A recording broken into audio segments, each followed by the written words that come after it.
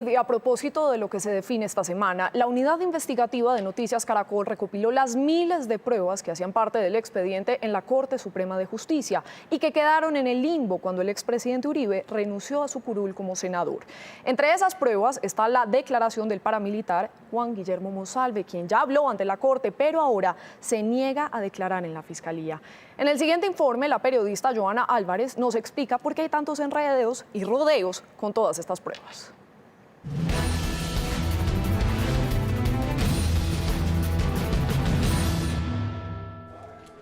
La razón es que la competencia para revisar su caso la asumió la Fiscalía y con ello hubo un cambio del sistema de juzgamiento.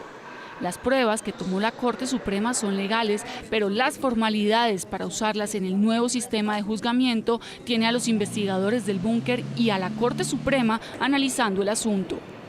¿Tendrán que volver a tomar todas las declaraciones de testigos, esta vez en audiencia de juicio?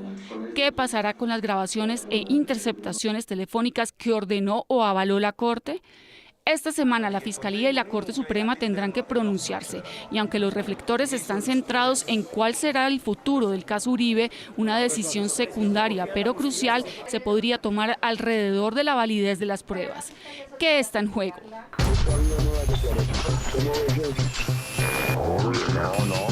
Las grabaciones de Juan Guillermo Monsalve fueron importantes para dar origen al proceso contra Uribe.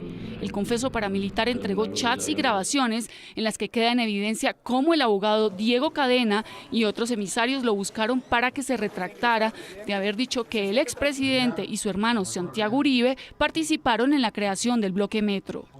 El 22 de febrero del 2018 fue un día determinante para el caso.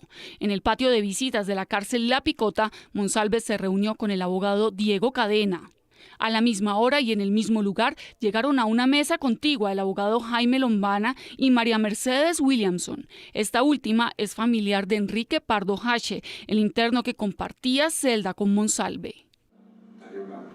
Para Monsalve lo que ocurrió ese día no fue casualidad, al contrario, evidenció las presiones que había en su contra. En poder de las autoridades están las grabaciones que Monsalve hizo con un reloj espía a Cadena, en donde el abogado manifiesta su afán por tener un documento firmado con su retractación. Yo digo eso, pero lo que yo digo es preciso de ningún no, yo vengo mañana, porque mañana a la primera hora se mete el recurso.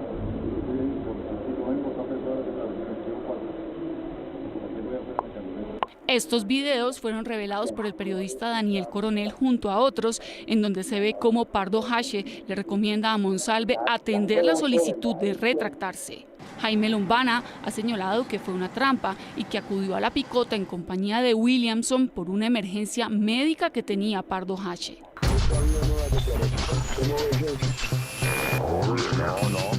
Carlos Enrique Vélez, alias Víctor, envió una carta a la Corte Suprema de Justicia en el año 2017 incriminando al senador Iván Cepeda. Iván Cepeda me ofreció protección, me dijo que me iban a dar lo mismo que le habían ofrecido a Pablo Hernán Sierra, alias Alberto Guerrero, él era un comandante. En menos de un año, este testigo se retractó y entregó una nueva versión que provocó escándalo.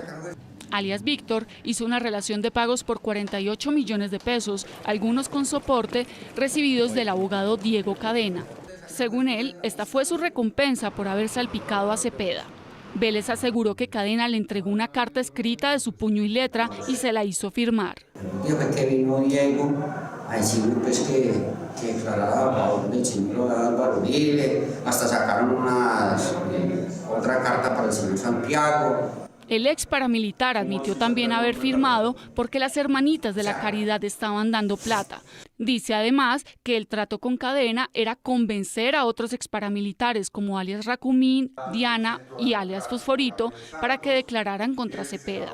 El abogado Cadena se defendió de los señalamientos, asegurando que estos pagos correspondían a ayudas humanitarias para un hijo de Vélez. Después señaló que estaba siendo extorsionado por el ex paramilitar.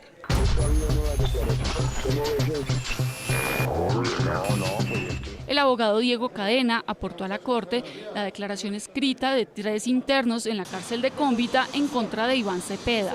Llamó la atención de la Corte que la letra de la carta que llevaba la firma del interno Máximo Cuesta fuera idéntica a la de Giovanni Cadavid, otro recluso. También hubo alerta por la carta que envió el recluso Elmo Mármol, escrita por una persona y firmada por otra. ¿Cómo llegaron esas declaraciones al expediente de la Corte? Fabián Rojas, exasesor de la UTL de Álvaro Uribe, aseguró haber participado por petición de Uribe de una reunión con el entonces director de la cárcel de Cómbita y la abogada Ángela López, su asesora. Estoy acá, el expresidente me pidió que me reuniera con ustedes, que ustedes necesitaban hablar con él o él necesitaba hablar con él, pues aquí estoy. Entonces él se me identificó, me dijo: soy el coronel Ricaurte del Ejército, soy en este momento director de la cárcel. Le presento, me dijo así, le presento a mi asesora. Según Rojas, producto de esa reunión, Cadena consiguió los 3 manuscritos. Las contradicciones de Cadena frente a este y otros temas quedaron registradas en una decisión de 1.554 páginas que cobijó a Uribe con medida de aseguramiento. En este caso particular, Cadena señaló que conoció a la abogada Ángela López a la entrada de la cárcel de Cómbita, cuando las verdaderas circunstancias de su cercanía fueron aclaradas por Fabián Rojas ante la Corte. En el marco de la reunión, yo no sabía ni quién era esa señora que estaba con él, y cuando ya Diego se sentó y habló un poquito con ellos, ella saludó a Diego, esa señora Ángela López. Y le dijo: hola, Diego. Y Diego, entonces yo le dije: pero se conocen. Y Diego me dijo: no, lo que pasa es que por el ejercicio profesional hemos coincidido en algunos temas. Cadena también admitió haber sido el autor de una de las cartas. No obstante, se defendió señalando que todo lo que está escrito fue ratificado por los mismos reclusos.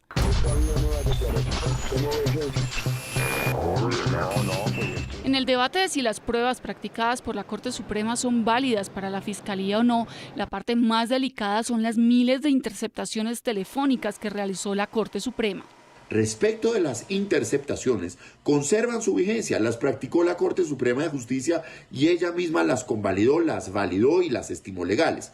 Lo que sucede es que al inicio del juicio oral la defensa puede solicitar que esas pruebas no sean tenidas como tales, dado que desconocerían derechos fundamentales, y será el juez de conocimiento, el juez encargado de tramitar el juicio, quien decida si les da el aval de legalidad o por el contrario las excluye del trámite.